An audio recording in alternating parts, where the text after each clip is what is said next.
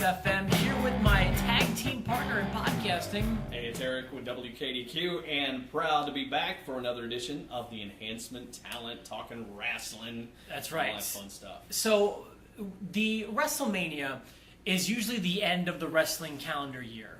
And then subsequently, the next night seems to be the kickoff of the next calendar year of wrestling. It's like the New Year's Day of wrestling, I feel like.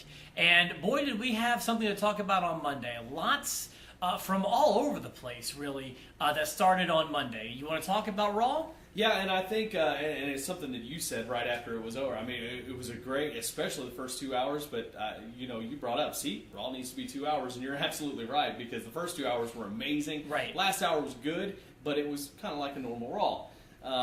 But I would say I thought, just to kick off the fiscal year, so to speak, for WWE, I think they did it quite nicely. Well, and to go along to further what we were just talking about, not only did we have the 3 hour Raw, we had the 1 hour Hall of Fame after that. That's true. Why not? You could have really just trimmed off that last hour Raw and made it the Hall of Fame, or canceled the Hall of Fame altogether, or there's lots you can do. But this was a very monumental Raw, as it was last year, as it was the year before.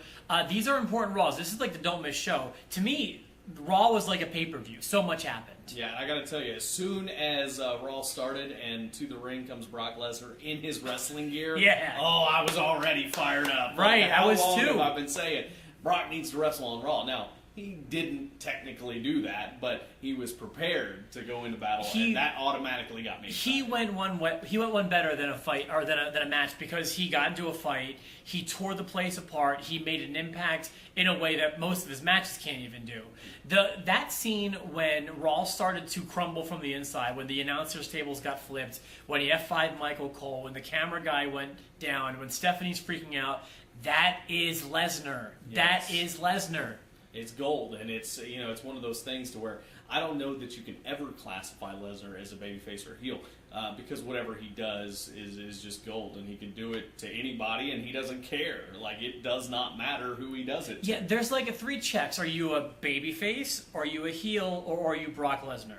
Exactly. That's what it is, because he's like a heel that everyone loves, and understandably, because he brings a hurricane of excitement, with him. I feel like. Absolutely, and it was a perfect way to get him off TV for a while. With not having the belt, it's going to be the perfect way to bring him back when he does come back. To go after Rollins, which he's going to have to do, and then he will be. I mean, just considering the way he left, he will be pretty much a babyface when he comes back. Right. Just that entire segment, from the opening segment to when he had the match with Rollins. And how about Rollins? I mean, first of all, I said it last episode, though I think I called him the VIP and not the MVP, but you know what I meant.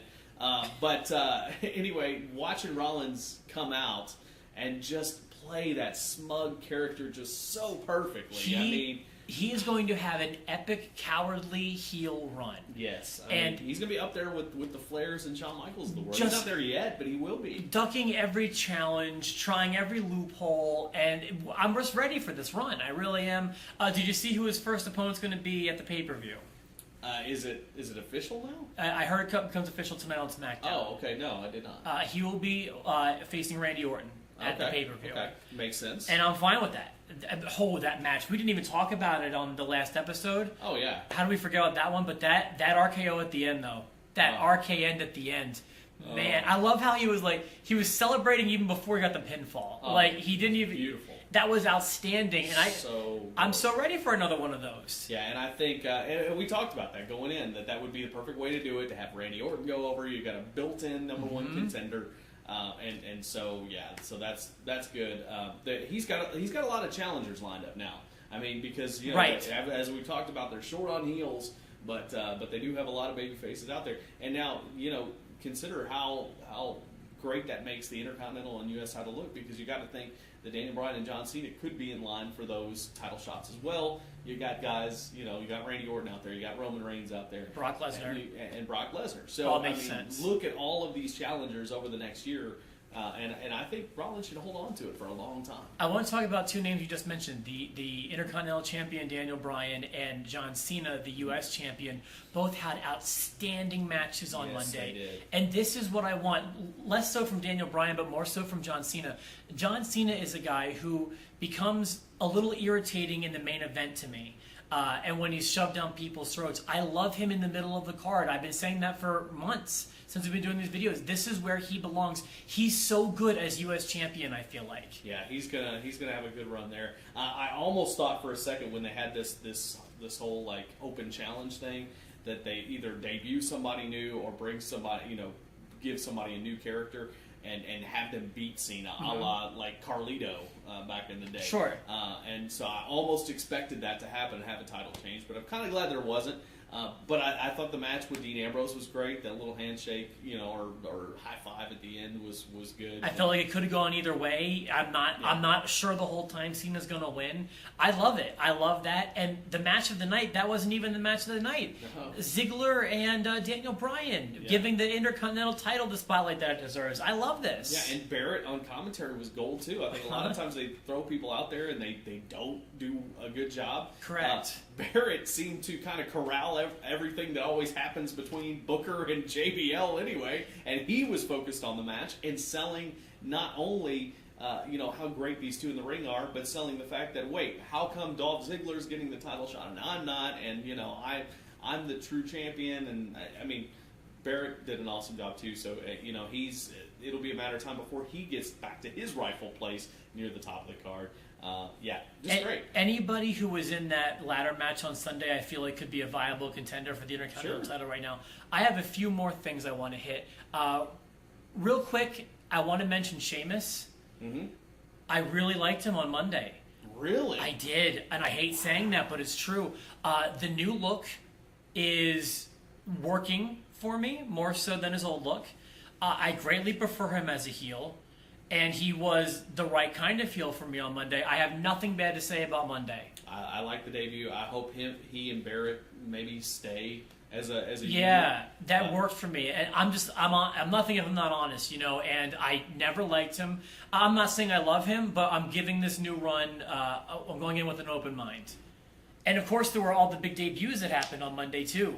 Yeah, absolutely. The Lucha Dragons, first of all, I think, just a great debut. Considering Sin Cara has been there forever and been through so many reboots, this is great to have him in there with Kalisto, who, is very just, his whole presentation I thought was great. That match was the Kalisto show, in my opinion. It was, yeah. And he really was memorable. And it really gives the tag team division a boost too, because it gives another contender and not just the Usos for the champs. So I think that's a step in the right direction. I think both of the debuting NXT talents, including Adrian Neville, who is he dropping? Or Adrian? Just Neville. Yeah. Well, nobody can have first names anymore. All right, when you come out of NXT, forget it. No more first whatever names. his name is, he was also very, very memorable, having a great match. I feel like they've.